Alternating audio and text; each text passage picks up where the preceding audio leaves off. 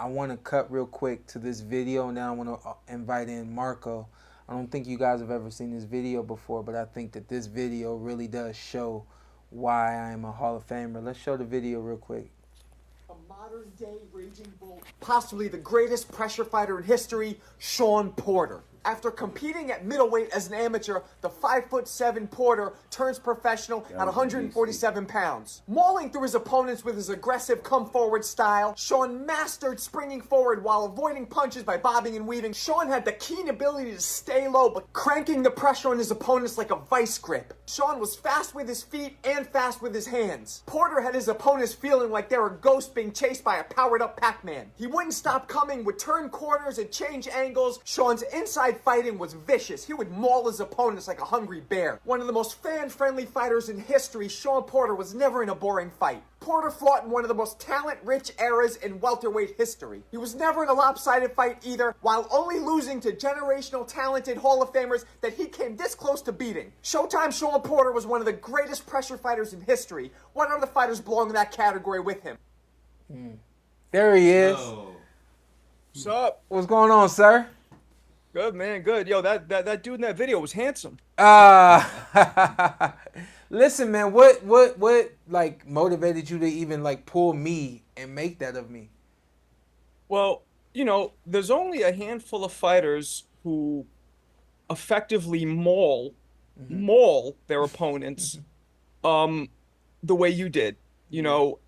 And, you know, you got like Ricky Hatton, you got like Rocky Marciano, Jake LaMotta, you know, very few fighters were able to do what you did with the skill in which you did it. I mean, you know, you never stopped coming ever, and you imposed your will like almost like no other. You know, we talk about how boxing is what 90% mental, maybe. That's what we say. And you are an example. You are a diamond-studded example of that. Yeah.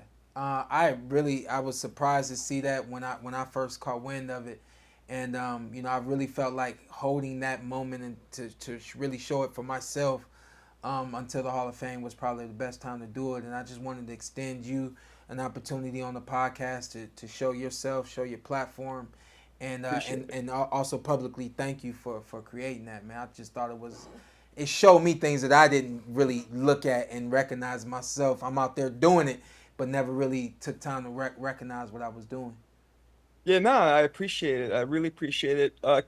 Kenny, did Dad like it? Because as long as Dad likes it, I'm good. Oh, well, I've had it for quite a while. Okay. This is not my first time seeing it. I send it to people all the time. I appreciate it, man. So, no, I appreciate it. really enjoyed it. Yeah, I send it to people all the time.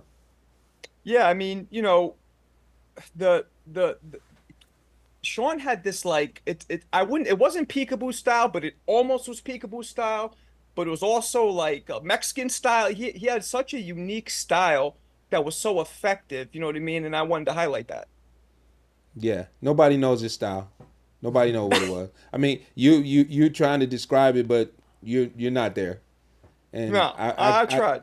Yeah, but I never divulged that to anybody.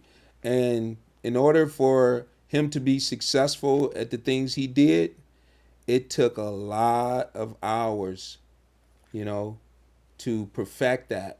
And there were so many different things that he did.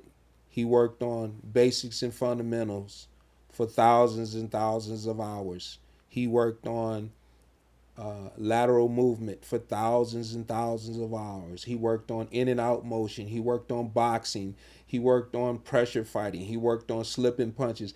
There were so many intricate things to what he was doing, and he could change those things in split seconds before anybody could figure out what he was doing to effectively defend it. He was able to do something else.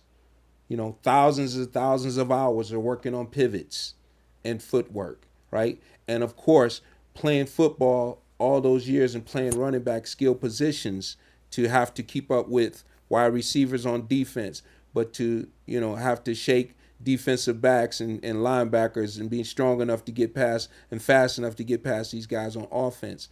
Thousands and thousands of hours, so many seasons of that when you put that in the ring with somebody, of course, another thing that I didn't even touch on when you put that person in the ring and he's 5'7", but he's able to beat a 6'3.5" Alexander Usyk, it's because he's practiced so many hours to beat that 6'4" left-handed guy. But that 6'4" left-handed guy never had to practice how to beat the small guy, because the small guy was easy for him to beat, so he never had to work on it. Right. And, you know, something too, we talk about the psychological edge. When you have somebody like Shawn coming at you, not stopping, footballing you too, and it drains the hell out of people mentally too. I mean, that's a big factor in boxing. I think a lot of people don't realize. I definitely knew that for myself. I knew that and my dad, I mean, he knew that too. We were gonna either beat you down physically or we were gonna wear you down and beat you down mentally.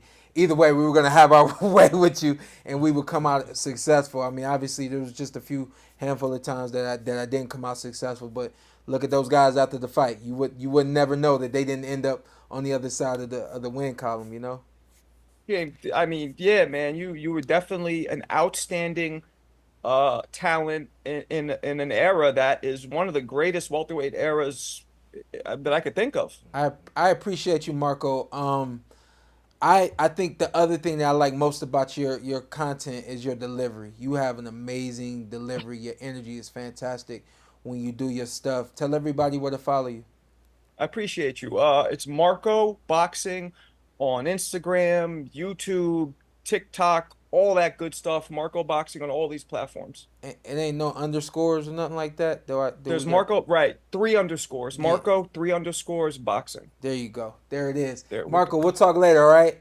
All right, man. I appreciate you, Shawn. No, Kenny, thank you. everybody. Yeah, Peace Thank out. you. Thank you. All right.